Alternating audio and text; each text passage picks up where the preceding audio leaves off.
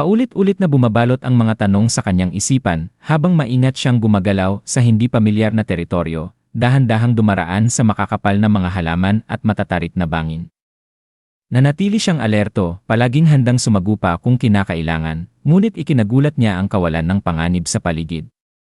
Wala ni isang mana beast, tanging maliliit na hayop lamang ang naroroon, isang bagay na labis niyang ipinagtaka dahil sa matinding enerhiyang mana na nararamdaman niya sa paligid.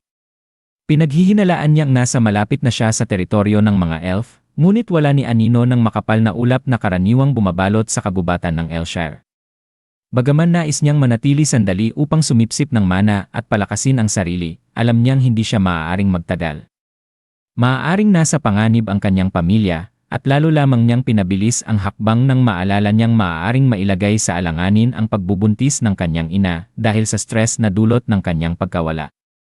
Hindi siya maaaring mag-aksaya ng oras. Habang naglalakbay, narinig ni Arthur ang tunog ng umaagos na tubig at agad na sinundan ito, umaasang makakita ng ilog. Sa kanyang kasiyahan, natagpuan niya ang isang malinaw na batis at walang pag-aalinlangang tumalon dito upang linisin ang sarili mula sa dumi at pagod. Sinamantala rin niya ang pagkakataon upang hugasan ang kanyang damit, saglit na nalulunod sa pakiramdam ng kaginhawaan. Ngunit ang kanyang panandaliang kapayapaan ay agad na nagambala nang muling sumalita ang tinig sa kanyang isipan, ngayon ay may halong aliw.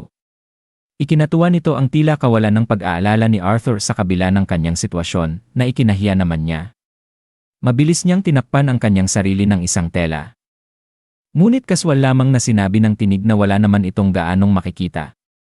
Isang matalim na sakit ang bumalot sa kanyang puso, tila ba ito ay isang insulto sa kanyang pagkatao, ngunit pinilit niyang panatilihin ang kanyang composure. Ang isang hari ay dapat manatiling kalmado at hindi natitinag, paalala niya sa sarili, bagaman pakiramdam niya ay napahiya siya. Narinig ng tinig ang kanyang katahimikan at nagpaumanhin sa kanyang pagkagulat, ngunit ang banayad na pang-aasar ay nanatili.